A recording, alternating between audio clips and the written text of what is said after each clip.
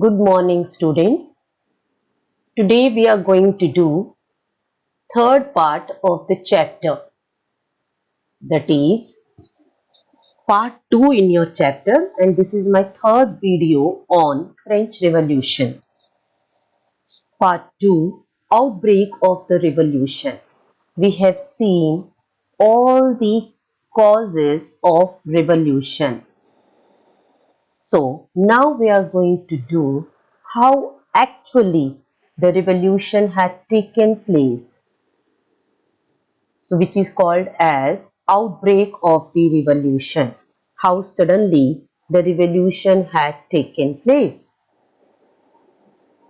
So let us do this from the first point, that is King Louis XVI.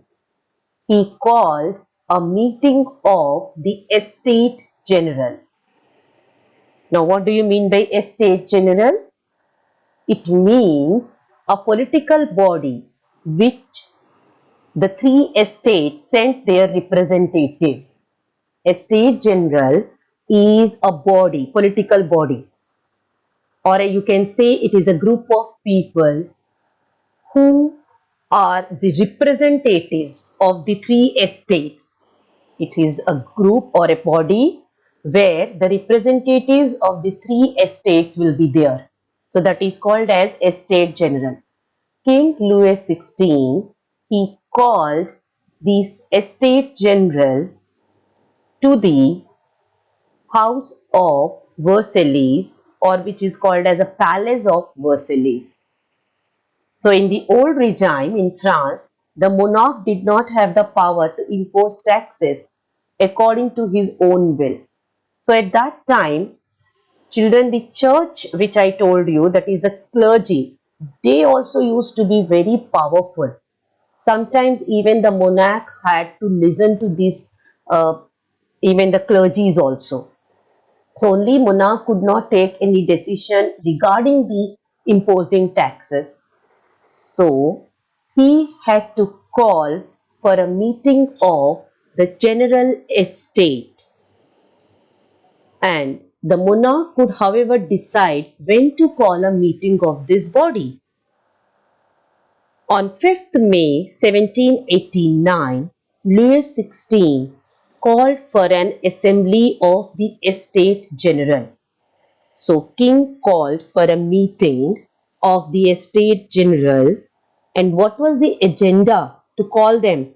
The agenda was for the proposal of new taxes, to increase the taxes or how to increase the taxes, etc. To decide that, the new the Estate General was called upon. So the first and the second estate. So now we are discussing that when the estate generals were called, and where were they called, how was the assembly held, that we are discussing. The first and the second estate, that is the clergy and nobles, they had sent 300 representatives, each who were seated in the rows facing each other in the Hall of Versailles, which prepared to host the delegates. Now that means the both together, that is the first and the second estates, their representatives were sent to the assembly and they were seated. That is what we call it as privileges. They were given much privileges. So there were 300 representatives together for both first and second estate, and they could sit. But the third estate, there were 600 members who represented there, but they had to stand at the back of the hall. In Versailles, it is a place where the king's palace is there. In that there is a hall.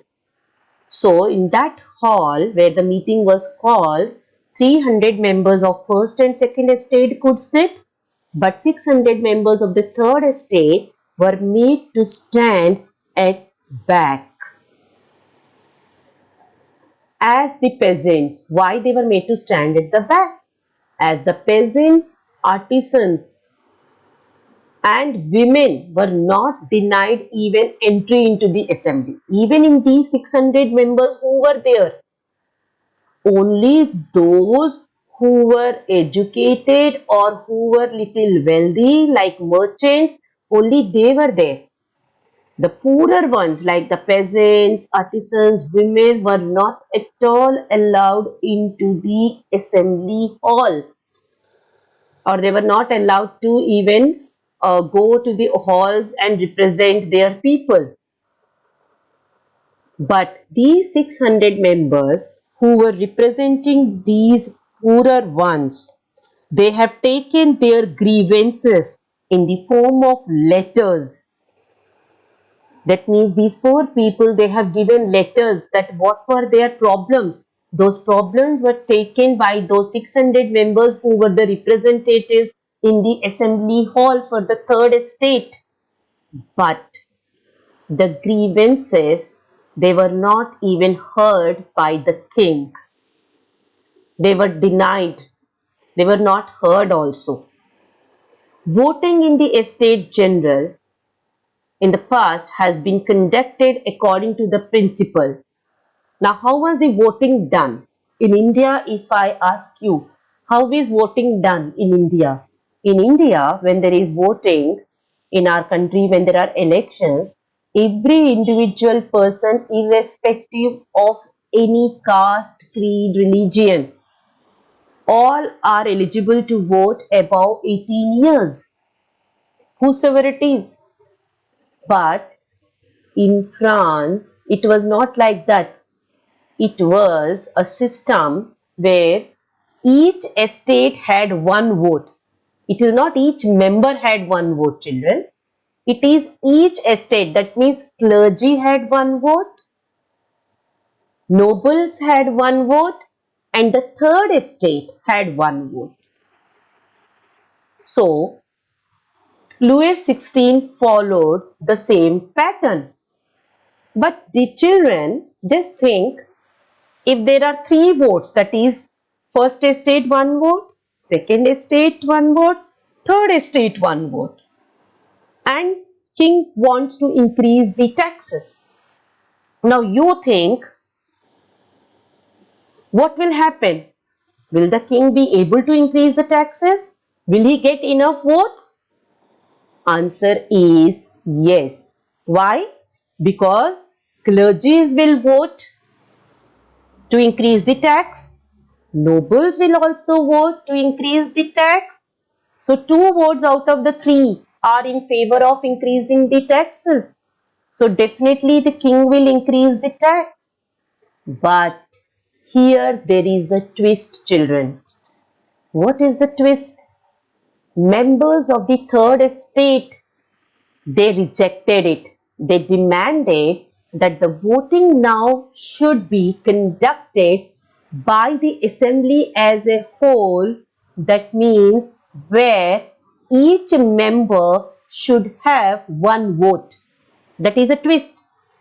Earlier, king proposed each estate had one vote, so that he knew that the voting would be in his favor, so he would be able to increase the tax. But the third estate demanded each member should have one vote. If this is there, what will happen? There were 300 members of the first and second estate together and 600 members of third estate. So who will win this? If there is each member will have one vote, definitely the third estate will win. And they will not vote in favor of increasing the taxes. But do you think king will accept this proposal? No. Now this principle which we have just now I have done, each member should have one vote. This is proposed by the philosopher which we have named earlier, that is Rousseau. He has proposed this in his book The Special Contract. Children, this is very important 1 mark question also. This proposal of each member should have 1 vote, or one representative, 1 vote. This is written by Rousseau in his book, The Special Contract. But as expected, King rejected this proposal. Hence, Third Estate walked outside. What did the Third Estate do? They have walked out of the assembly hall in protest.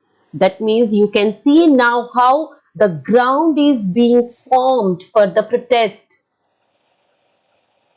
So let's go to the next slide. Formation of the National Assembly. These protesters who walked out of the hall to protest against the king's proposal to increase the taxes, what did they do? The members of the Third Estate viewed themselves as the spokesmen for the whole of French nation. They thought that they will spread their views in the whole nation. So on 20th June, again a very important event, children, coming here. After the Versailles Hall, where the king held the proposal to increase the taxes. Now this is the next one, which is a very important event. On 20th June 1789, these Third Estate people, they assembled in a hall of an indoor tennis court in the ground of the Versailles. I told you, children, Versailles is a name of a city in France. Here, in one of the indoor tennis court, these Third Estate people, they have gathered and they declared themselves as, what did they declare themselves as? They have formed their own assembly. They declared themselves as a national assembly. That means they are going to represent the whole nation of France. And they also swore, that is, took an oath, took a pledge not to disperse, that they will be united, that they will be always united. All these Third Estate people will be united till they had drafted a constitution, that they will draft a constitution which will limit the powers of the monarch. So again I am repeating, on 20th June a very important event took place when the angry Third Estate people walked out of the Versailles Hall of the king. They assembled, they gathered in one of the indoor tennis court of Versailles, and they declared themselves, they said that we are the representatives of the whole nation and we will be together forming or drafting the constitution for the country France, in which the most important point will be to limit the powers of the monarch. That means the monarch will not have the absolute powers. Now what is the meaning of absolute power? Absolute powers means all the powers in the hands of the king. So he will not have all the powers. Rather, it will be the constitution, it will be the assembly which will have the powers, and the king should rule according to the constitution. Now, these people who gathered in the indoor tennis court, they were led by very great leaders like Mirabeau. That person is called as Mirabeau, and also Hébésiès. Two leaders rather, Mirabeau and Hébésiès. So let us do this. Who are these two people who were the leaders of this Third Estate? And you will be surprised to know, children, that these two people, they did not belong to the Third Estate group. Rather, they belonged to the noble families. That is the clergy and the nobles group. Still, they were standing with the third estate people, because then they were of the views that the third estate were not getting any privileges, they were not getting any rights in the country. That is why they stood by them. So let's do about the Mirabeau. They were led by leaders like Mirabeau, who was born in a noble family, who was convinced to the need to do away with the society of feudal privileges, and Hébésiès, originally he was a priest, so he was a clergy, you can think now. Mirabeau brought out a journal. Journal means a kind of a magazine, and delivered powerful speeches to the crowd assembled at Versailles. He had given so much of inspirational speeches to the Third Assembly people. He was of the view that all are equal. Nobody is privileged by the birth. And Hébésiès also wrote an influential pamphlet, What is the Third Estate? Again, 1 markers these are. Sometimes it can come for even 5 marks, about the philosophers, about the leaders, about the thinkers. So, we have done just now about the formation of National Assembly by the Third Estate, which was led by two great leaders, that is Mirabeau and Hébésiès. We continue now further. While the National Assembly was busy at Versailles drafting the constitution, the rest of the France in turmoil. When this third estate was one side, that is the representatives were busy in forming the constitution, the rest of the third estate people, the workers, peasants, the labor class, all were planning for a revolt, as there was a bad harvest due to severe winter in France, and the price of the bread increased, the staple, which is the staple food for the majority of the people in France. Bakers exploited the situation. You know, this happens even in India. When the supplies are less, what happens? The traders, they hoard them. What do you mean by hoarding?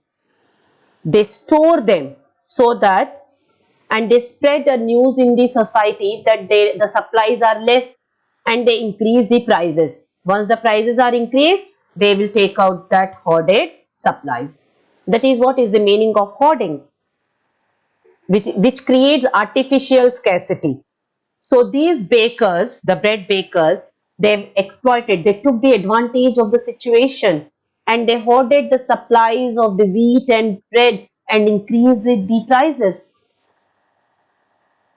After spending hours in long queues at the bakery, the women, men used to be in the long queues for a long time at the bakery shops. Sometimes the women used to be so much angry that they used to forcefully enter into the shop and take away the bread. So you can see that how the riots were taking place in the city. Already the riots started, how the women were revolting. So at the same time, we'll see what happened even in the villages, even in the Paris, which we did in the first beginning of the chapter, children. Now we are coming back to that. In the beginning, what we did, how the revolt took place.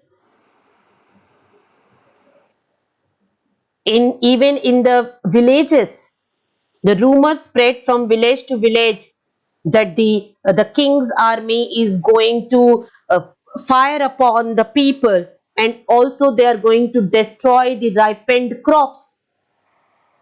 So when these news spread, the people were very angry, the peasants were very angry. They looted the hoarded grains and also burnt down the documents containing records of dues. So what did the village people did? The village peasants were worried because they heard that the king has sent its army to destroy the ripened crops.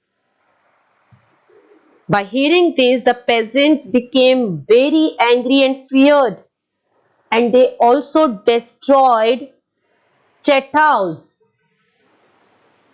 It is called as chateaus. It's a French term again. What do you mean by chateaus? Chateaus is a castle or stately residence belonging to a king or a nobleman. Belonging to a king or a nobleman. It is a house. In a small way, it is a small residence which belongs to the nobleman in the village. Nobleman is a rich landlord, you can talk about us. So that landlord's residence, they looted those residences where these landlords have hoarded the grains, have kept the grains, and the villagers also burnt down the documents which contained records of manorial dues. That means you know that the peasants take the loans from the landlords. So those documents of the loans taken, those were burnt by the villagers because they were very angry. When these attacks, that means the peasants were attacking the nobles, and the nobles, they were afraid of these attacks.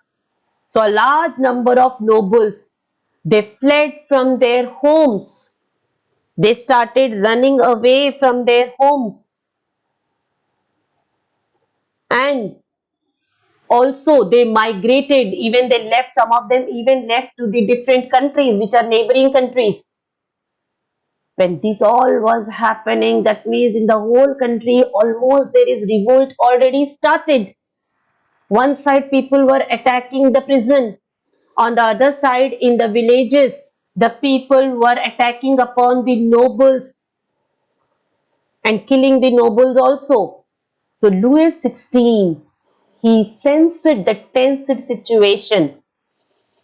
Now he got the news that the situation has become very tense in the country.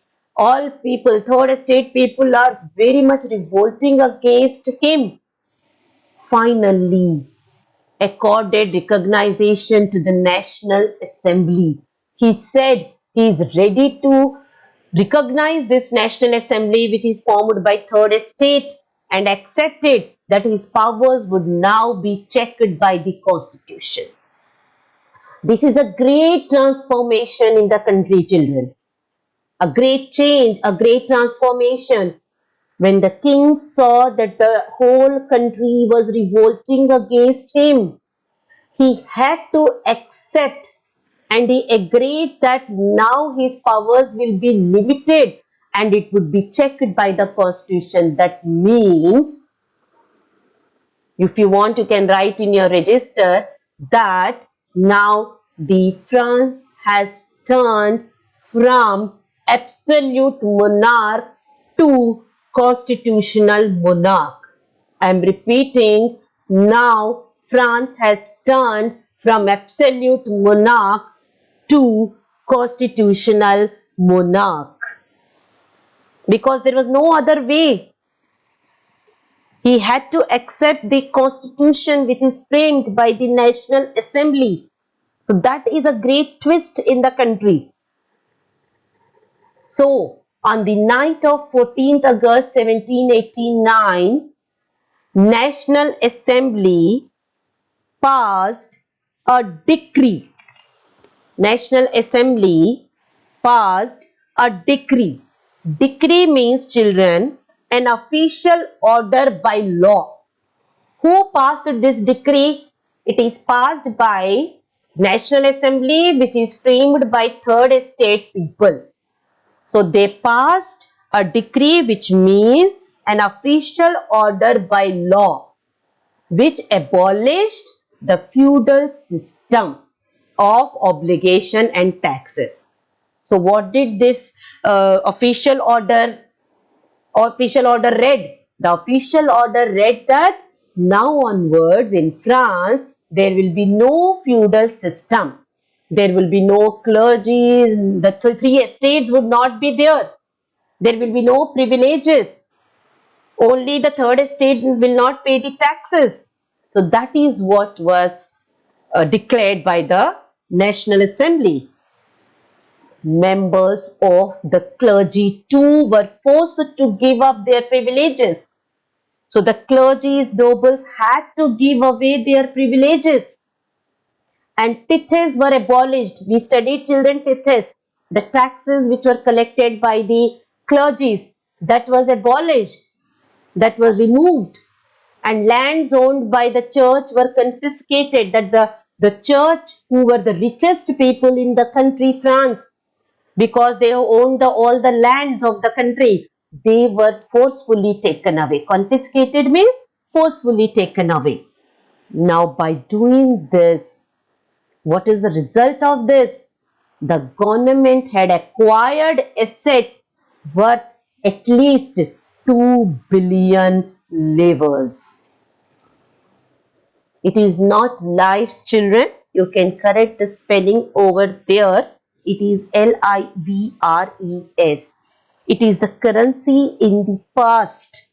Livres is the currency in the past which was used at that time during the 1789. Later on, now it is pounds. So, by taking away the lands of the church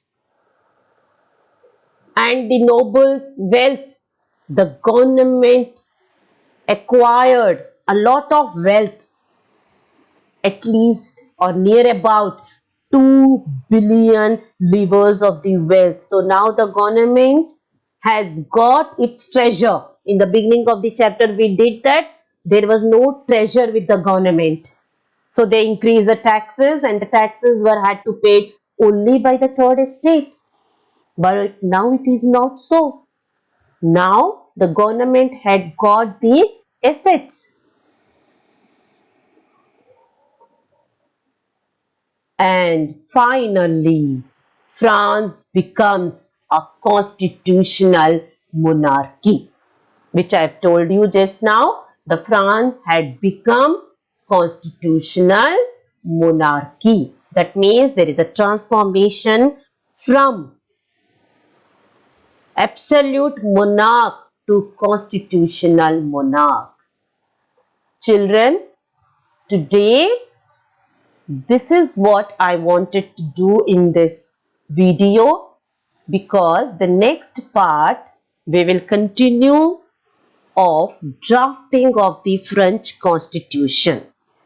That is, how the Constitution was drafted, what all it included, all that we will do. That means we will start in the next video from your book. If you see, it is part 2.1.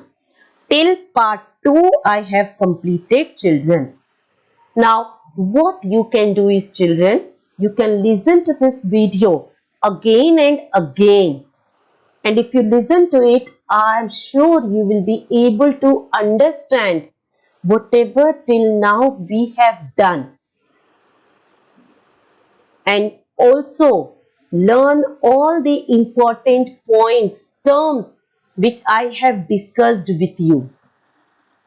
Terms like tithes, tele, titox, then the philosophers, what did they say, the leaders which we discussed about, what happened in the hall of the Versailles, then what happened in the tennis court, how did they assemble in the tennis court, the National Assembly, how did they thought of making the constitution for the country.